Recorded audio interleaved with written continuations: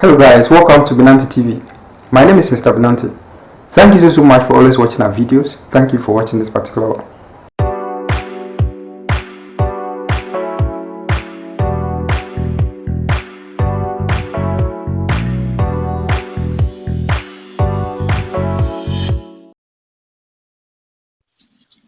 First of all, though we call them white, no human being on this earth has ever been born white. The Caucasians are peach, pink, or reddish. Just like black people are not necessarily black in color, there are variations of browns, from very light brown to very dark brown. So in this piece, I am going to be discussing the origin of these people we call today white, even though technically they are not white. May I also add that this will be a quite long video, and for that matter, we are going to divide it into two parts. So the first part and then the second part. So endeavor to watch both so that you can have the entire picture. Okay, let's go on. As I am presenting this, I am not claiming to be 100% accurate because no one on this earth has everything 100% figured out. We see everything, especially history behind a veil, and until the veil is completely lifted up, we can never have the complete picture. We see in part prophecy in part. So this is the truth and the gospel of white people according to Mary Talma. The original creation of this world were black people. There are so many theories out there as to where white people came from. I hear a very popular theory that white people's skin lighten over time because of the cold weather condition of Europe. Honestly, I could not insult my own brain by believing this evolutionary theory. You cannot tell me that black people's skin gradually turned white, their hair gradually straightens and became longer and blonder or red because of the weather. That theory comes from Cheddar-Man, a human male fossil found in Gorges Cave in Cheddar Gorge, Somerset, England, of which scientists believe that he was a black man and through weather condition, black people turned into white Europeans, which make no sense at all. Because if this was the case, then we'll be expecting the blacks that are currently living in Europe to turn to white, but that is not the case. Another popular theory is that white people originated from Japheth, one of Noah's 3 sons, but that's not true. All of Noah's sons were black. I believe so because historically, Ham is known as a black man. Historically, Shem is known as a black man. So there was no way Japheth would be the odd one out, rationally. If he was white, it would have been recorded that one of Noah's sons was different from his 2 brothers. Another bizarre theory is that white people originated from the fallen angels who mated with the women in Genesis 6. The theory says white people are not 100% humans, but are the seeds of fallen angels. I have even heard theories that their DNA proves that they are not 100% humans, and popular British conspiracy theorist David Icke, whom I really like by the way, says the British royal family are of this lineage or something, and calls them reptiles. It's all very fascinating, but for me, I get my answers from just studying history and evidence I see with my eyes. I believe that just like black people were created by God, I believe that white people were also created by God. They were, however, created at a later time in history than the original race, the black people.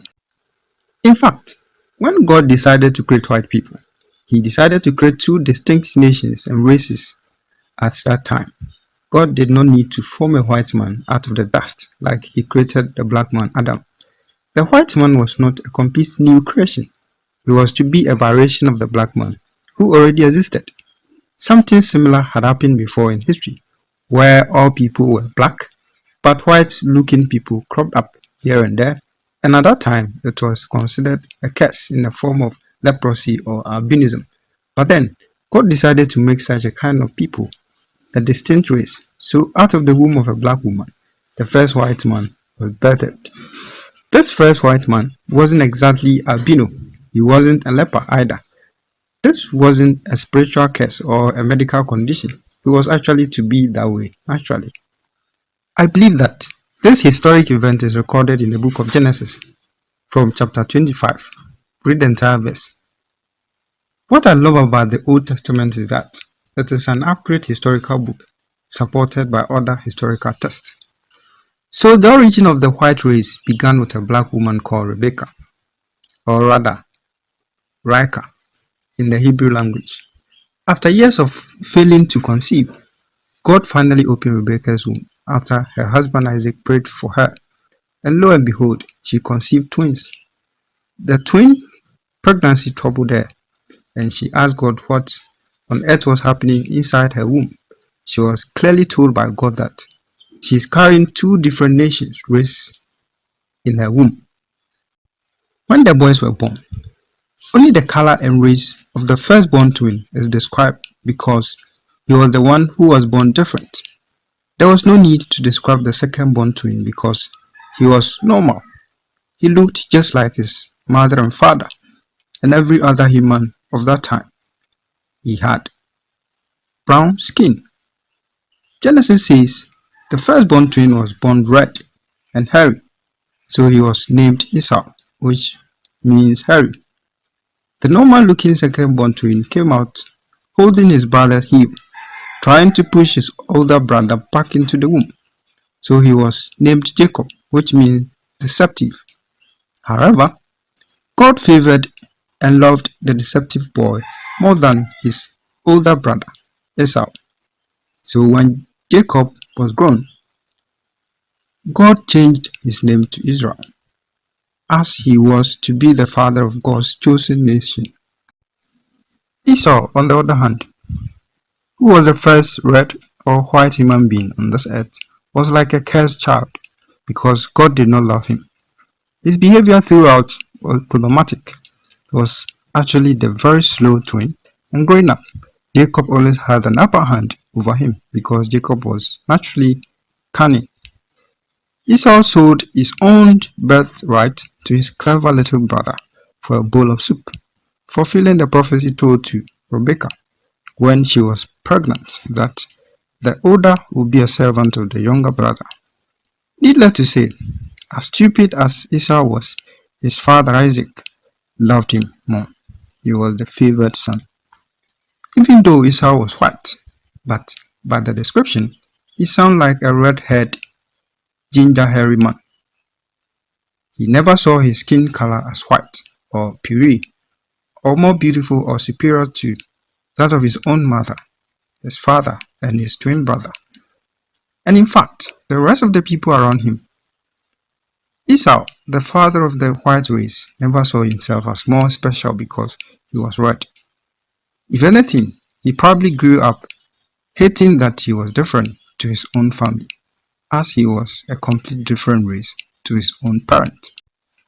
On top of stealing his elder brother's birthright, Jacob, a mommy's boy, through his mother's scheming, was later to steal the father's blessing from Esau.